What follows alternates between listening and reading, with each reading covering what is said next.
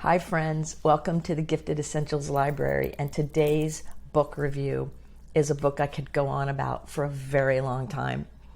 It was written by Candace Pert, MD. She was a neuroscientist, which is close to my heart, and a pharmacologist, and she actually did the research that brought to light the opiate receptors in the brain. She's also the one who really brought together the whole idea of body-mind connection. So many people younger than I have always known these things. I've always known about the opiate receptors and the mind and the body are connected and thoughts are things and all of that. We've known that. Now, some people learned it from spiritual practice and metaphysics over decades and centuries, but other people have been learning it through science. And Candace Pert was in the center of it all many years ago. And I think sometimes people don't always understand. So the book I want to talk about today is life-changing. It's called Molecules of Emotion: The Science Behind Mind-Body Medicine. So if you're one of those people who's skeptical about the woo-woo spiritual people talking about mind-body, this is the book you want to read because it talks about the science behind it. See, I always talk about the yes and, that it's not all one way or the other. It's both together. It's the spiritual essence of things along with the scientific evidence of things, because the science is also spiritual. So that's how I see it. This book is amazing. Now, if you saw the movie, one of my favorite movies of all time, What the Bleep Do You Know? Candace Pert is in that movie. And she's amazing in that movie too. You see there's lots of yellow here. This is just small highlights from this book. It's got 398 pages of her dialogue about what it was like being her, discovering things, going to conferences, how to handle being famous, all of these things. So it's like a diary, like a memoir, like a lesson on what it was like in her reality of it all, which I really loved and appreciated reading. And especially after hearing her voice on the movie, I could hear her talking. The other thing I really loved about it is there is an extensive index and reading reference guide. So those of us who love to dive deep and go down the rabbit holes and learn more and keep on going, ton of information in here. The book was written back in 1997, but yet it's still really relevant, because there's things in here that I've known for many years that are attributed to her work. And there are things in here that as I teach people, they go, I didn't know that. It's in this book. So it's great for gifted people. It's great for all people. Now, I have a few things specifically I want to talk about. But if you love neuroscience or you want to understand the mind-body connection more, and you would appreciate the research, the work that goes in behind it, this is the book for you. She's really an amazing person. And in the book, she talks about how to prevent disease and maximize our health. So how do we do that, right? So if our mind and our bodies are together and they're connected intrinsically, then how can we be healthier? After all, she was a medical doctor and a pharmacologist and had biochemistry training and God only knows what else. She's amazing and brilliant. She was a genius. And she comes up with 8 things that we want to do to maximize our health. So I wrote them down. They're in the book, and I thought I'd share them with you because this gives you a little flavor of how she was thinking. And remember, she was a pioneer, and it wasn't common conversation when she was talking about and writing these things, because she was the one who started the common conversation. So just appreciate that space for a moment. The first thing she says is to become conscious. I say, wake up, become aware. It's the same kind of idea. She talks about being a human being, not a human doing, and that our lifestyle about doing all the time doesn't serve us real well. Sound familiar, right? Number 2, she says, is to access our psychosomatic network. And the thing I love about this is she talks about entering into the mind-body connection so it can be directed by our mind Our bodies can be directed by our mind. Now, the metaphysicians over the centuries have been talking about this. You're hearing it more and more in the culture. I mean, she was talking about it in the 70s, 80s, 90s, right? That it's important that we use our mind to direct our body. So we want to enter into that connection, knowing that it's real, that our mind really does affect how our cells work, how our chemistry is, how our body is, how we heal, why we stay in a place that doesn't feel so good for too long. It's all in there. Now, these are just cliff notes of what she wrote. She wrote pages about every one. Number 3, she wrote about tapping into our dreams. Dreams aren't just woo-woo things that goofy people study. She was talking about how they really help us integrate our emotions and our mental state with our body. And I've been talking for a long time about it's not just mind, body, spirit. It's mental, emotional, physical, spiritual. And of course, I've added social for us gifted people, because multiple peer groups and social connection for all humans is really important, and it's extremely important for intensely sensitive gifted people. So we want to tap into our dreams because they show us where our lifestyle choices can be. They help direct us when we pay attention. I even have a dream journal myself, where dreams that really stick out, I write them down and I just pay attention to what's the message in it, what's happening, what's going on, and I just let myself absorb what my other than conscious was trying to tell me while I was sleeping. Number 4, she says, is to get in touch with our body. The current 2022 word that we're hearing is embodiment. Now remember, she was talking about this decades ago, okay? And embodiment's good, but it's about being in touch with our body. And she talks about getting in touch with your body so that through your body, you can more fully access your emotions and your mind. Now, I learned a lot about that years ago when I took Bikram yoga. And one of the things about that type of yoga is it's very physical. And one of the things the teacher said was, it's really good for getting into your body so you can access your emotions and your mind. And in fact, that was true. I had a lot of emotional cathartic cleansing time after Bikram yoga. I had a lot of great mental inspiration.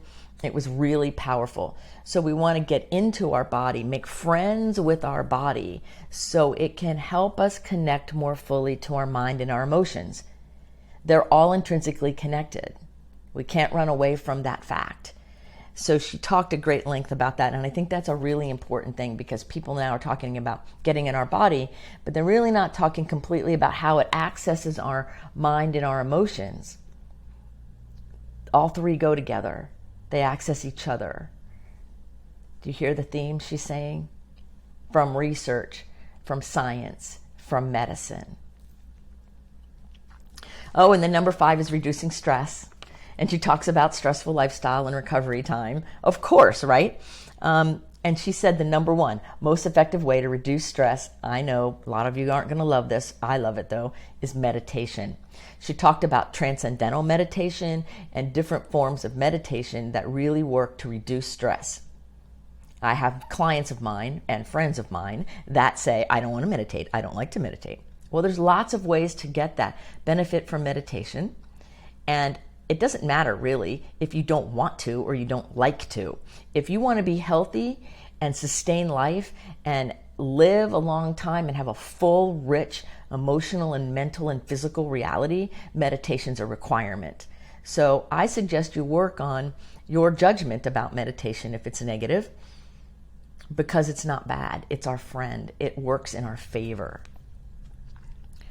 Number 6 is exercise. Ha ha. And another place where it's good to have a mentor around. That's why people hire me a lot. But is to get over the belief, the stigma that exercise has to be drudgery and awful and I don't want to go and wah, complain and moan and gripe. Exercise is just getting up and walking across the room. You know, I saw a study once where in the 50s, we didn't have to go to gyms and exercise because people were doing their garden, they were taking care of things, they were active all the time. We don't live in as much of an active society, so we have to find time or carve out time or create more of an active life. Exercise is required for our mind and our body and our emotions to be in sync. It's required. So If you think exercise has to be boring or full of drudgery, then you probably want to work on that belief system. If you need help, reach out to me. I will help you with it. It's important to make friends with reducing stress and exercise. And the next thing, number 7, is eating wisely, she says. Eating wisely. And she talks about emotional eating and how emotions and physical stress can create different kinds of eating. And are we eating for survival or as a drug? And it matters that we have discernment and we're aware of it. It matters that we know that whatever decision we make of how we eat, what we eat, impacts our life forever. Now, I tried to pretend like that wasn't true when I was younger and I was learning these things, but I've learned over the years that it is true and better get on board, right? Like, figure it out. So we want to eat wisely. The other thing she says about eating wisely is how important the environment is, your environment where you're eating. So if you're sucking down junk food in your car as you're driving somewhere where all stressed out, cussing at traffic, that's the opposite of healthy life. It's the opposite of exactly what she's saying, based on scientific, documented research that has been proven over and over and over again since then. So but I don't have a choice, or da-da-da-da-da, blah, blah, blah, blah, all the excuses I hear, they're invalid. Even COVID has taught us that when we all had to slow down. The excuse went away. But yet, and now some people are coming right back at it. We got to make all the excuses in the world. Be careful. Excuses cause you to not reach your goals, not be happy. We don't want that. And number 8, she says, which I personally think should be number 1, is avoiding substance abuse. And she mentions specifically alcohol, marijuana, tobacco, cocaine, and then in other sections she mentions sugar and coffee. Too much caffeine. So she mentions those substances that, when abused, really cause us trouble. Well, I already know that as an addiction specialist, and I would have put that in the top, because she says number 1 is become conscious. And I always say, well, how can I become more conscious if I'm high or I'm drunk? They don't go together. So I think I would put substance abuse and eating wisely and some of those things a little bit ahead of becoming conscious, knowing that becoming conscious is not possible if I'm overly emotionally eating, or I'm starving myself, or I'm doing drugs, or I'm getting drunk all the time, or I'm just laying around being a couch potato and not moving my body. All of those things get in the way of becoming conscious. And as gifted and talented people, as intensely sensitive people, and remember, intensely sensitive means overexcitabilities plus spiritual giftedness. It's a bit different than highly sensitive, right? Though you could be highly sensitive too. So intensely sensitive people have spiritual gifts and they have overexcitabilities. A lot of us have those. And these are important concepts. She did not write this book, Molecules of Emotion, for the gifted community. She wrote it for people to understand. Deepak Chopra actually wrote the foreword for it. It's a great book. It has great science in it. The cool thing about it is, if you're one of those people who likes to deep dive into neuroscience and understanding things, and you've not studied Candace Pert or understand her way and the research she was responsible for, you can really appreciate her as a pioneer science woman doing research and putting it out there in the world in a bold way, even when she wasn't sure how to do it, even when she had to learn. She had to learn how to become famous as a scientist. And she talked about the ego of a scientist and what it's like, and all the different parts of it in this book, as well as what to do with it, how to be happier. All of the chapters, it's just full of information. I mean, 398 pages with an amazing resource section. So those of us who love to dive in, it's time to do some more reading. It's time to learn some more amazing things. I highly recommend this book. These little yellow tabs are the things I love the most, but truthfully, the whole book has marks in it. That's why it's a hard copy book for me, because I love the science. I love how it intersects with the spiritual essence of our lives, of who we are as human beings, which she talks about. I also love the fact that it really resonates with my giftedness. It resonates with that part of me that sees and hears and experiences life in a rich, deep way that maybe isn't always understood by other people. And her book brought me comfort, lots of comfort in that arena. So I highly recommend it. Molecules of Emotion by Candace Pert. You'll thank me after you read it. So let me know when you get the book and you read it. Give me some comments. Let me know what you think about the book. And if you haven't seen What the Bleep Do We Know, the movie she was in, oh my word, go see that movie. Get it, watch it, and see the beauty of the new ideas coming forward. You will be really glad you did. Until the next episode of the Gifted Essentials Library, from me, Diane, your host, be well.